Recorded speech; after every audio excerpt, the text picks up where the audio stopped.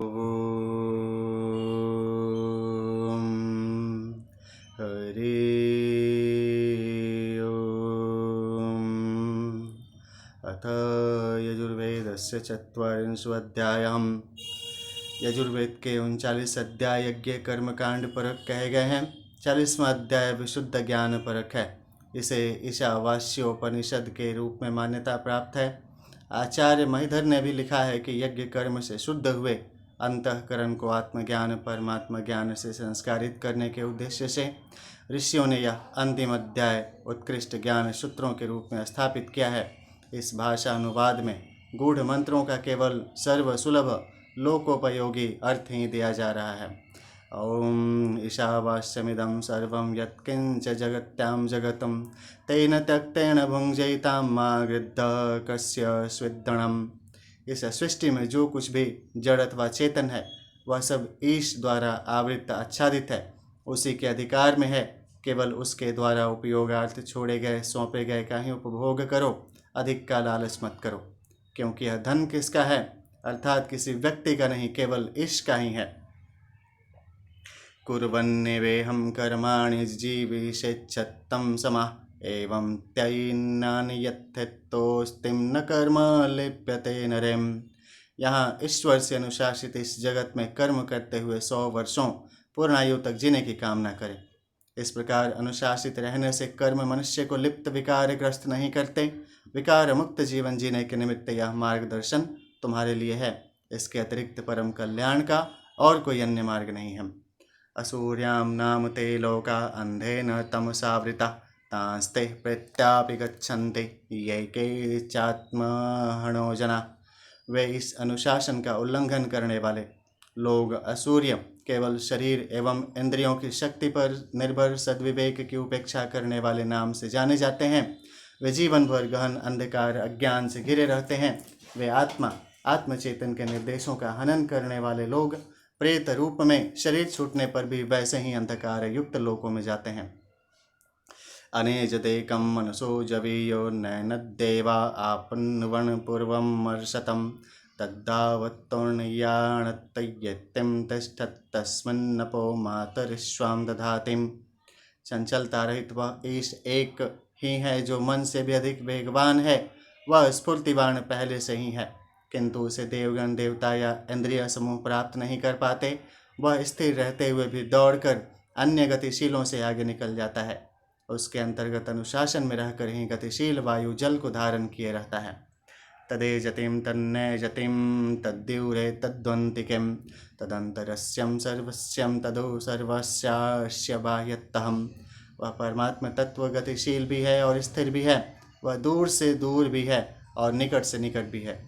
वह इन सब जड़ चेतन जगत के अंदर भी है तथा सबके बाहर उसे आवृत्त किए हुए भी है। यस्तु सर्वाणि भूतानि आत्मन्नेवानुपश्यतिं सर्वभूतेषु चात्मानं ततो न विचिकित्सति।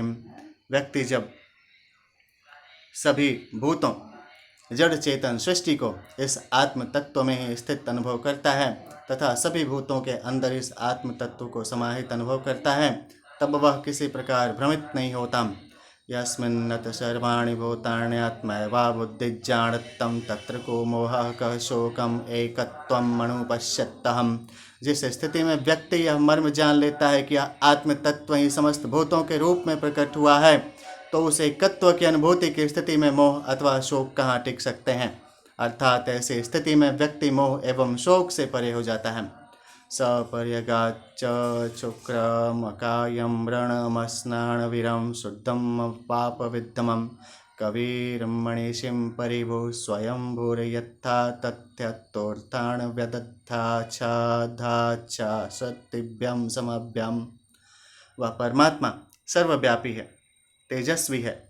वह देह रहित, स्नायु रहित एवं छिद्र वर्ण रहित है। वह शुद्ध और निष्पाप है। वह कभी क्रांतदर्शी, मनीषी, मन पर शासन करने वाला, सर्वजयी और स्वयं ही उत्पन्न होने वाला है। उसे अनादिकाल से ही सबके लिए यथा योग्य अर्थों साधनों की व्यवस्था बनाई है। अंधम तमः प्रविशन्तिं ये सम्भूतिमुपासते ततो भूय इव ते तमो यौ सम्भूत्यां रतः। जो लोग केवल असंभूति विखराव विनाश की उपासना करते हैं, उन्हीं प्रवृत्तियों में रमे रहते हैं, वे घोर अंधकार अज्ञान में घिर जाते हैं। और जो केवल संभूति संगठन सृजन को ही उपासना करते हैं, वे भी उसी प्रकार के अंधकार में फंस जाते हैं। अन्य देवाहो संभवादन्यदाहुरसंभवातम इति शुश्रोमधीराणाम ये नस्तद्विचक्षिरम। जिन देव पुरुषों ने हमारे लिए इन विषयों को विशेष रूप से कहा है, हमने उन धीर पुरुषों से सुना है कि संभूति योग का प्रभाव भिन्न है तथा असंभूति योग का प्रभाव उससे भिन्न है। संभूतिम च विनाशम च यस्तद्देदो भयम सहम विनाशेन मृत्युम तित्तर्वाम संभूत्या मृत्युम अश्नुतेम।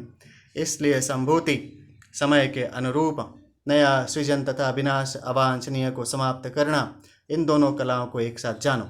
विनाश की कला से मृत्यु को पार करके अनिष्टकारी को नष्ट करके मृत्यु भय से मुक्ति पाकर तथा संभूति उपयुक्त निर्माण की कला से अमृत तत्व की प्राप्ति की जाती है। अंधम तमः प्रविशन्तिम ये विद्यामुपासतिम ततो भूयम इव तित्तमो यौ विद्यायाम रत्तहम्। जो लोग केवल अविद्या पदार्थनिष्ठ विद्या की उपासना करते हैं, वे गहन अंधकार अज्ञान से घिर जाते हैं। और जो केवल विद्या आत्मविद्या की उपासना करते हैं, वे भी उसी प्रकार के अज्ञान में फंस जाते हैं। अन्य देवाहुर्विद्याय अन्यदाहुर्विद्याय इति शुश्रुम धीराणाम ये नस्तद्विचक्षिरे। जिन देव पुरुषों ने हमारे लिए इन विषयों को विशेष रूप से कहा है, उन धीर पुरुषों से हमने सुना है कि विद्या का प्रभाव कुछ और है तथा अविद्या का प्रभाव उससे भिन्न है। विद्यां च यस्तद्देदो भयम सहम अविद्याम मृत्युम तित्तर्वाम विद्यामृत्यमश्नुतेम। इसलिए इस विद्या आत्मविज्ञान तथा उस अविद्या पदार्थ विज्ञान दोनों का ज्ञान एक साथ प्राप्त करो। अविद्या के प्रभाव से मृत्यु को पार करके पदार्थ विज्ञान से अस्तित्व बनाए रखकर विद्या आत्मविज्ञान द्वारा अमृत तत्व की प्राप्ति की जाती है। वायुरनिलम अमृतमथेदम भस्मान्तं शरीरम ओम क्रतो स्मरम किल्वे स्मर कृतम स्मरम। यह जीवन अस्तित्व वायु अग्नि आदि पंचभूतों तथा अमृत सनातन आत्म चेतना के संयोग से बना है। शरीर तो अंततः भस्म हो जाने वाला है, इसलिए हे संकल्प करता तुम परमात्मा का स्मरण करो, अपनी सामर्थ्य का स्मरण करो, जो कर्म कर चुके हो उनका स्मरण करो। अग्नेनयं सुपथां रायम् अस्मान् विश्वानि देवं वयुनानि विद्वाणं योयोद्यस्मज्जुहुराणमेणो भूयिष्ठां ते नम उक्तिं विधेमम्। हे अग्नि यज्ञ प्रभु, आप हमें श्रेष्ठ मार्ग से ऐश्वर्य की ओर ले चलें। हे विश्व के अधिष्ठाता देव, आप कर्म मार्गों के श्रेष्ठ ज्ञाता हैं, हमें कुटिल पाप कर्मों से बचाएं। हम बहुशः भूयिष्ठ नमन करते हुए आपसे विनय करते हैं। हिरण्मयेण पात्रेण सत्यस्यापि हितं मुखं योऽसावादित्ये पुरुषः सोऽसावहम् ओम खं ब्रह्महम्। सोने के चमकदार लुभावने पात्र को सत्य का मुख्य स्वरूप ढका हुआ है। आवरण हटने पर पता लगता है कि वह जो आदित्य रूप पुरुष है, वही आत्म रूप में मैं हूँ। ओम अक्षर आकाश रूप में ब्रह्म ही संव्याप्त है। ऋषि देवता छंद विवरणम। ऋषि दध्यंग आथर्वणम 114, दध्यंग आथर्वणम ब्रह्मा 15 17, अगस्त्य 16, देवता आत्मा 114 17, आत्मा परमात्मा 15, अग्नि 16, छंद अनुष्टुपम 1 3 5 9 से 11 13 17, भौरिक अनुष्टुपम 2, नेचितम त्रिष्टुपम 4 16, नेचितम अनुष्टुपम 6 से 7 12, स्वराट जगति 8 स्वराट उष्णिकम 14 15। इति चत्वारिंशोऽध्यायः। इति शुक्ल यजुर्वेद संहिता संपूर्णः। हरिः यम्। नमो दिव्याय महादिव्याय शिवाय सततं नमः। नमो प्रकृत्यै भद्राय नियता प्रणताय यस्मतां। दुर्गा दुर्गतिर्शमणिं दुर्गा पद्यनिवारिणीं दुर्गच्छेदिनी दुर्गसाधिनी दुर्गनाशिनीं दुर्गतोद्धारिणीं दुर्गाणि हन्त्री दुर्गमापहां। दुर्गं ज्ञानदा दुर्गां दैत्यलोकदवानलां। दुर्गभीमा दुर्गभामा दुर्गर्भा दुर्गदारिणीं नामावलिम् इमां यस्तुं दुर्गयां मम मानवं पठेत सर्वभयानमुक्तं भविष्यन्ति न संशयम्। ॐ नीलाम्बुजश्यामलकोमलाङ्गं सीतासमारोपितवामभागं पाणौ महासायक्चारुचापं नमामि रामं रघुवंशनाथम् आज्यं च भारतीसमायुक्तं द्वीपानां योजितं मया दीपं गृहाणि देवेशं त्रैलोक्यं तिमिरापहं सर्वस्वरूपे सर्वेशे सर्वस्वरूपे सर्वेशे सर्वशक्तिः समन्वितं भयव्यस्त्राहिणो देवीं दुर्गे देवी नमस्तुते ॐ कर्पूरगौरं करुणावतारं संसारसारं भुजगेन्द्रहारं सदा वसन्तं हृदयारविन्दो भवं भवानी सहितं नमामि हरिः ॐ